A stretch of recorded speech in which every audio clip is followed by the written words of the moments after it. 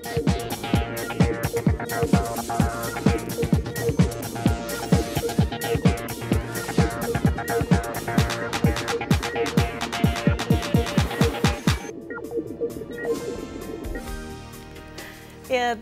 terima kasih pemirsa, masih kembali lagi bersama kami di Wajib. Ini bagi Anda yang senang bercocok tanam atau berkebun, wajib menyaksikan informasi yang satu ini. Betul, banyak sekali manfaat yang bisa kita dapatkan dari hal tersebut.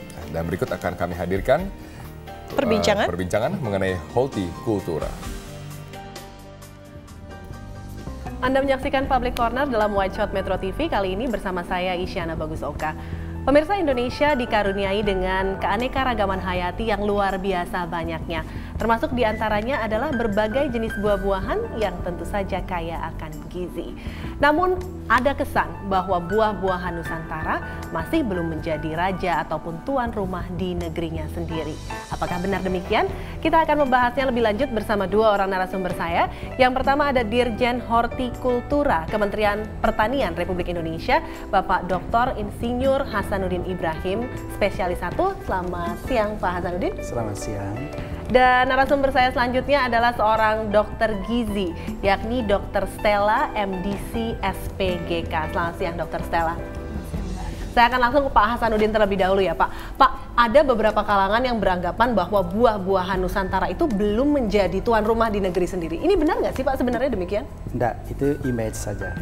Jadi kalau kita bicara fakta dan data, maka kenyataannya adalah bahwa 95% kebutuhan buah-buahan yang dikonsumsi oleh masyarakat Indonesia itu diproduksi di dalam negeri.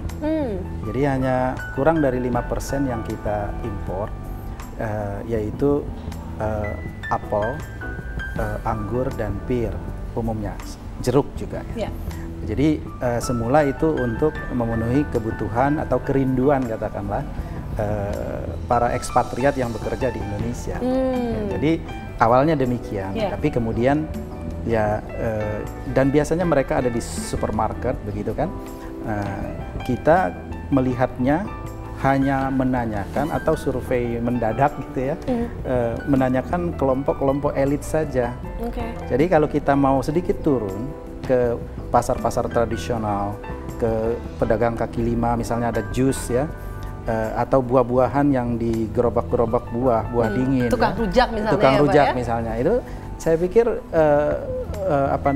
dengan fakta demikian dan data pun mengatakan bahwa sebagian besar kita penuhi itu dari dalam negeri. Misalnya kita yang contoh lain, kalau kita tinggal di hotel, kelas apapun hotelnya, maka saat breakfast yang disajikan itu selalu pepaya, semangka, melon, nanas, ya kadang-kadang ada manggis, ada rambutan tergantung musim, ada mangga kadang-kadang. Jadi buah-buahan Nusantara yang disajikan? Iya, jadi faktanya enggak tepat itu. Jadi statement yang mengatakan bahwa Indonesia dibanjiri buah impor tidak sepenuhnya benar. Namun demikian kita harus aware ya, harus waspada, harus tetap hati-hati untuk meningkatkan lagi terutama mutu dan produktivitas dari buah-buah Nusantara yang ragamnya jauh lebih banyak dari buah-buah yang dihasilkan dari negara-negara temperate. Ragam kan tentu saja ada luar biasa banyaknya. Sebenarnya seberapa banyak Pak? Jumlah buah-buahan yang tercatat yang bisa dikonsumsi sekarang pada saat ini dan itu berkembang terus, itu mencapai lebih dari 300 jenis. Lebih dari 300 jenis ya? Dan yang ada di catatan Badan Pusat Statistik, baru 26 yang bisa kita data gitu ya. Kita akan bicara juga lebih lanjut tentang gizi dan kandungan apa saja yang dimiliki oleh buah-buahan. Dr. Stella, sebenarnya manfaat dari buah-buahan itu pasti sangat tinggi ya dok ya? Banyak manfaatnya, terutama kan dia mengandung serat dan vitamin, mineral yang kita butuhkan untuk metabolisme tubuh kita. Kira-kira yang paling besar kandungan buahnya yang dimiliki oleh buah-buahan Nusantara seperti apa? Vitamin-vitamin apa saja dok? Semua vitamin ada di buah-buahan, karena kita kan sangat variasi. Oleh karena itu satu buah akan melengkapi buah yang lain tentunya. Jadi kita juga dalam mengkonsumsi diharapkan kita mengkonsumsi variatif. Mungkin bisa dijadikan sebuah ilustrasi. Mungkin masyarakat awam juga belum mengamatinya dengan cermat, pisang itu jauh lebih tinggi vitamin C-nya daripada apel. Gitu. Oh ya? Terutama pisang ketip. Ya. Kalau pisang Ambon memang agak mirip dengan apel. Atau kita ambil lagi contohnya adalah salak Delhi. Salak Delhi itu vitamin C-nya di atas apel.